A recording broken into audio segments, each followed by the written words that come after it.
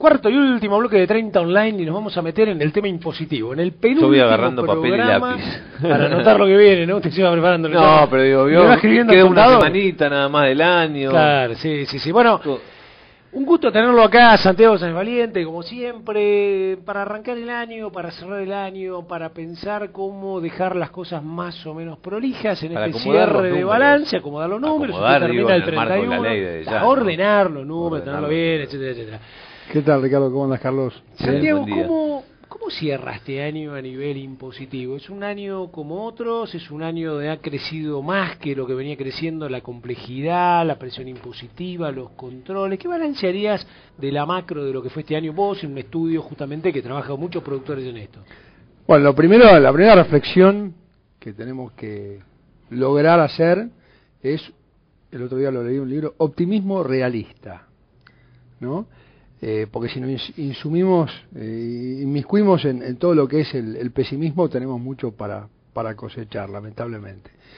La verdad que el año viene duro por muchos motivos, no solo desde el punto de vista del riesgo del productor en el cumplimiento de todas las obligaciones formales, que son muchísimas, que año a año se vienen incrementando, que en los últimos 2 años se han incorporado nuevas normativas de informar los contratos, además de, por supuesto, registro de operadores de granos, informar las existencias y amenazas de caídas del registro por diversos motivos, con lo cual el panorama está muy difícil, el cumplimiento de regímenes de retención, también no solo de impuestos a las ganancias, sino también de impuestos a los ingresos brutos, en las distintas jurisdicciones, o sea, la verdad que se está complicando. La complejidad creció muchísimo, digamos. Se está complicando y mucho, y diría que si tengo que fijar una fecha de donde comenzó una complejidad fuerte para el agro sería el año 2006, 2005, 2006, potenciándose en el 2008 y 2011, ya ahora, llegando a extremos. Digo, ¿esto es sano para el sistema más allá de la complicación para el empresario? Digo, ¿es sano para el sistema o quizás son medidas que en definitiva no sirven para nada? A ver, yo creo que las medidas pueden tener un objetivo y pueden en definitiva servir, más allá de la complejidad que le genera al productor y la transferencia de acciones y tareas que se le transfieren, puede tener una utilidad. La información que hay hoy en el fisco es enorme, pero sin duda a mí me preocupa mucho no solo esa tarea administrativa que es mucha y tiene un costo, sino también la presión fiscal, sin duda. Y más que la presión fiscal, que los impuestos sean adecuados en el sentido de cobrarle efectivamente en las operaciones y a los sujetos que están manifestando una capacidad contributiva. La capacidad de contribuir sería más en fácil, ¿no? Lo cierto es que este problema se va acentuando por la falta de aplicación del ajuste por inflación, por la falta de actualización de los mínimos.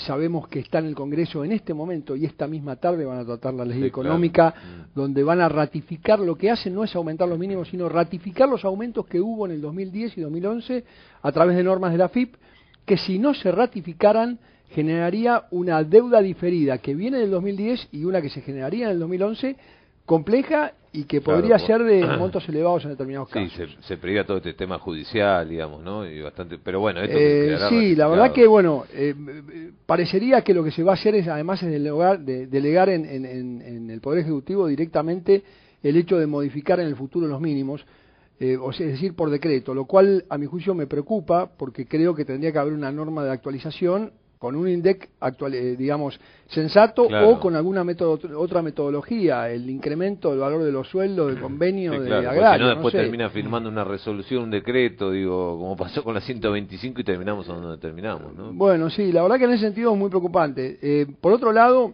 digamos, la verdad es que el nivel de prolijidad que hoy debe llevar un productor, la conciencia que tiene que tener sobre la información que le tiene que entregar al contador público para que evalúe correctamente los bienes, cómo debe llevar las existencias de granos y la existencia de Hacienda con toda prolijidad y toda explicación para poder dársela al fisco, es muy importante advertirlo porque mucha gente no lo hace de esa manera.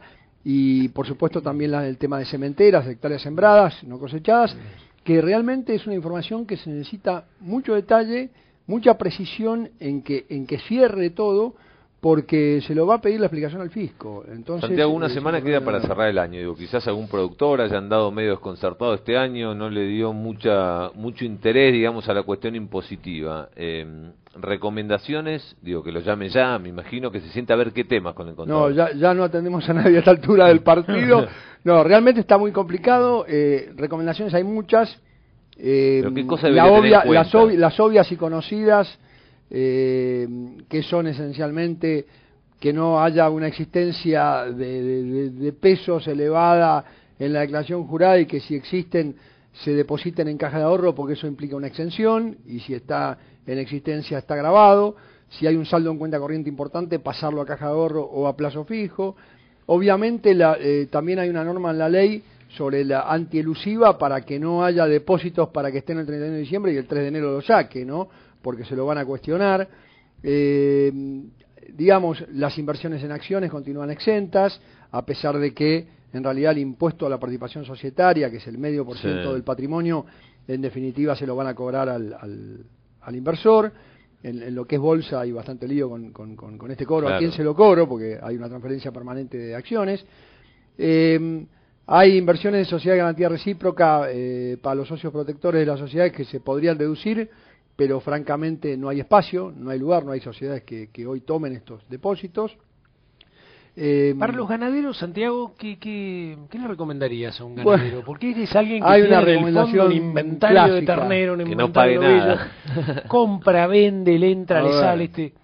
Sí, comparto tu preocupación y hay muchos ganaderos. Le mando saludos al principal, a mi gran amigo José Luis, que seguramente me está mirando. No digas el apellido. Él si sabe, no, por eso digo José Luis. Le cae no, se van a pasar anda, los dos laburando toda la primera semana de enero. Anda por la zona del Tres Ríos, de vacaciones, estuvimos andando a caballo, todo muy lindo el fin de semana, me duele hasta el pelo, por supuesto. Pero lo cierto es que la recomendación, esto viene así. Lo que es, digamos, invernada, no tienen solución. Están en el horno. ¿Por qué? Porque la ganancia por tenencia, por el incremento de los precios y la necesidad de evaluar y la obligatoriedad de evaluar a la cotización del cierre del ejercicio del mercado en el cual acostumbra operar el ganadero, le genera esta ganancia que no está compensada por el ajuste por inflación. Y por segundo año consecutivo, Segundo año consecutivo porque es el aumento, pero en realidad el problema viene desde el año 91, obvio, ¿no? Sí. Y el tema de cría, hay un clásico que es, bueno, compre vientres. Bueno, el tema es el incremento de plantel. ¿Y por qué compre vientres? Es el eslogan, porque en definitiva, en las explotaciones antiguas, no en todas, se da que el valor impositivo de los vientres viene arrastrándose a valores muy bajos. Y como justamente es un bien que no está destinado a la venta, siempre y cuando esté destinado a procrear y no se dedique a vender vientres, efectivamente no aparece ahí la ganancia por tenencia que hablamos. En consecuencia, prácticamente, insisto, en explotaciones muy antiguas, está a 4 o 5 pesos el valor del vientre, prácticamente todo el valor de compra queda deducido impositivamente. Entonces, si uno adquiere y paga 1.500, 2.000 pesos por un vientre, lo deduce totalmente y con lo cual baja el impuesto, no hay ninguna duda. Y por supuesto sabemos que hay que analizar bien el tema de la zona central ganadera y fuera de la zona central ganadera porque tiene distintas normativas para su evaluación. Tengo la última. En líneas generales, el productor hoy, vos lo ves, a nivel contable, a nivel impositivo, etcétera, mucho más armado, porque una cosa que hemos dicho siempre es que el productor en el fondo está siempre pensando si Dios lo ayuda con la lluvia, el modelo, qué compra, qué insumo, qué tecnología, el contratista, digamos. Hay muchas cosas cuando uno maneja, digamos, un paquete intensivo y está en el campo encima del campo, ¿no? El que ser presidente de una empresa, digamos. Sí, no, inteligente, sobre todo si tenés ganadería, tenés agricultura, avanzás en alguna cosa, etcétera. Entonces, claro, por supuesto que tenés que dedicarte a la administración de los impuestos, pero la otra cosa se te hace tan complejo todo, tenés que vender algo, estar inscripto, y esto y el otro, y me da y no me da. En líneas generales vos lo ves al productor como que en estos años, ¿no? Que vos venís bien diciendo desde el 2005-2006, después presión impositiva 2009, 2008-2009, ¿se ha ido preparando más? ¿Está más profesionalizado? ¿Los contadores se han ido preparando más para atajar estos penales? Está difícil. Yo creo que el productor en general está tomando conciencia, ¿no? Hay muchos, incluso directores de sociedades regulares, que lo que no toman totalmente conciencia todavía es de la ley penal que se viene, de la responsabilidad solidaria que habría con las deudas impositivas de la sociedad regular. La verdad es que sí, creo que están mucho más ordenados mirando 5 años atrás, porque están obligados por las circunstancias, tienen la espada de Damocles atrás y la verdad es que tienen que ordenarse. Lo malo de esto, que evidentemente, como hemos remarcado varias veces, insisto en que habría mucho tiempo dedicado, mucho costo dedicado y hay que estar pendiente y la tarea es enorme y hay muchas quejas de muchos productores de que dedican demasiado tiempo a la fase administrativa, más allá del apoyo que le podemos hacer los contadores, porque tampoco los contadores queremos estar procesando comprobantes, es decir, el servicio nuestro no está vinculado a eso, está más vinculado a un asesoramiento, una planificación, con lo cual el panorama es complejo. Esperemos que se regule un poco, no digo que se revierta porque no creo que haya vuelta atrás con esto, pero bueno, realmente es un panorama un poco sombrío, preocupante, pero bueno, la verdad es que la evasión hay que combatirla en donde esté, con las armas que haya. Creo que la ley penal es un tema para discutir otro día porque no tenemos tiempo, pero realmente se está por sancionar esta tarde y bueno, tiene situaciones de mucha más presión, a pesar de que no parezca por la letra de la propia ley, ¿no? Que ya el proyecto casi definitivo que está por salir. Claro, con lo cual el panorama es difícil, pero bueno, ojalá acompañen los precios y se pueda mantener una rentabilidad importante. Yo justamente recomiendo... cuando hay rentabilidad no hay problema para pagar impuestos, digamos, esto está claro. Lo que pasa es que en muchos casos se pagan impuestos mal. No, por supuesto. O sin tanta rentabilidad. Bueno, ahí voy, Carlos. Esos famosos cálculos que hay, ¿no? Que el productor hoy le queda el 5% de lo que produce y queda como 45% en el Estado, ¿no? Que uno pague 35% de ganancias y gana $20 millones y gana 20 pesos, digamos. Te paso un chivo, justamente la última nota que me decía Julia que las va a colgar de Clarín,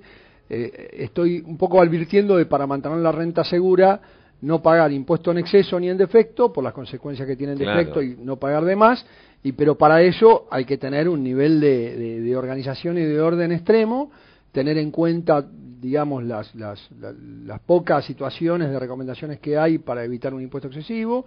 El impuesto a los bienes personales es un impuesto que está pegándole muy fuerte al contribuyente, porque no tiene mínimo no imponible, los 305.000 pesos, si se superan, se paga sobre el total. Las alícuotas en los últimos 2 años han aumentado hasta el 1,25%, o sea, corresponde ahí hacer una planificación. Hay inconvenientes y dudas judiciales con el tema del inmueble rural, con la exención que en realidad es bastante expresa, digamos, en la ley, pero bueno, hay un señor que se llama Camilo González que la ligó, y el fisco considera que si la tierra está explotada por el propio titular, queda alcanzado con el impuesto y bueno, son cifras altas, con lo cual sí, el panorama no es de lo mejor, pero bueno, la verdad que no queremos tampoco... Estamos más preparados. Estamos más preparados, se nos vienen las Navidades, bueno, pensemos en olvidarse de todo. Yo me acuerdo de algo muy importante que quiero remarcarle a Ricardo, porque me acordaba hoy, hace un año, casi exacto diría, porque el sábado pasado fue el día del contador y el día del perro. Sí, claro. Y vos lo tenés grabado, sí. ¿Te acordás que vos dijiste del sabueso? Bueno, no se olviden que ahora están los perros noruegos, ¿no? Que están investigando el tema de la tinta de los dólares para salir a Punta del Este, ¿no? ¿Lo vio eso? Usted que va para Uruguay bastante seguido, si se lleva mucha guita tenga cuidado, porque ahí en Buquebús hay perros. No voy a tener problemas. Están vestidos con el trajecito de AFIP. Que no me falté en la tarjeta, porque no creo que sea más que pero eso. Son muy simpáticos, tienen buen olfato, son muy simpáticos. Santiago, gracias. Muchísimas gracias, Santiago. Y por la de todo el año. Muy feliz Navidad y buenas Navidades. Un excelente panorama como para, digamos, un panorama bien analizado como para cerrar el año, de esas notas de nuevo que son para ir para atrás, para adelante, ir viendo cada uno de estos puntos, hacer un checklist, ¿no? Y ver qué le falta en el plan del año. Un check-in. Sí. Eso es lo que hay que hacer, el checklist, hágalo usted. Bueno, un programa... Punto final, Sí, punto final, un programa bien completo. Yo lo titularía el programa de hoy como cuatro grandes temas de esos conceptualmente fuertes, ¿no? Agroalimentos, bien pensado desde alguien que está trabajando en el área de agroalimentos. El sector agropecuario argentino, para mí no hay otra salida. Impuestos, otro gran tema también tratado por quien más lo ve desde un contexto global, Sonia Abadi, y esto de las redes, Nutrición 10 Hambre Cero, y cómo repensar un poco las cosas que están, como las grandes redes, Sí, claro. ¿se acuerdan como Aplicable decíamos? Las grandes una charla, redes, digo, aplicada a cualquier red, a Sí, sí, cualquier sí. familia, empresa, institución, digamos. redes dinámicas, creativas, etcétera. Y después, bueno, ganadería era la cuota que nos faltaba. En cada uno de nuestros programas Sí. le metemos algo del tema ganadero. Esta nota de Fernando Canosa creo que lo que hace es compilar un poco el mirar la Argentina ganadera como todo un país y no mirarlo solamente así segmentado. Sí, Así bueno, que bueno, muy buen programa. Nos vamos a encontrar la semana que viene, el último programa del año. Me parece que con noticias, hoy se va a sancionar la famosa ley del peón rural, que no es menor, más allá del cambio que puede producirse en el campo argentino. Lo que se dice es que hay una persecución política muy grande, eliminando, por ejemplo, el RENATRE, un órgano en donde estaban sentados los empleadores y los trabajadores rurales, donde fijaban su sueldo, donde había una libreta del trabajador rural, digamos, que esto era un documento de trabajo muy importante que existe, digo. Me parece que no es menor esta cuestión, digo, ver noticias de acá a fin de año cuando siempre, de Navidad en esa semana era una época muerta. Bueno, tenemos el la Congreso se oportunidad activó de en 10 evaluarlo días. el 28. Sí, Así que claro. para el 28, en el último programa, vamos a tratar de hacer un popurrí, un poquito de todo esto. ¿Nos despedimos? Sí, señor, buena semana, que la pase muy bien. Nos reencontramos el miércoles que viene en vivo entre las 11 y las 12 del mediodía, hoy un poquito más, 12 y 11, pero si no, a lo largo, obviamente, de todos los días aquí en 30 Online. Que la pase muy bien.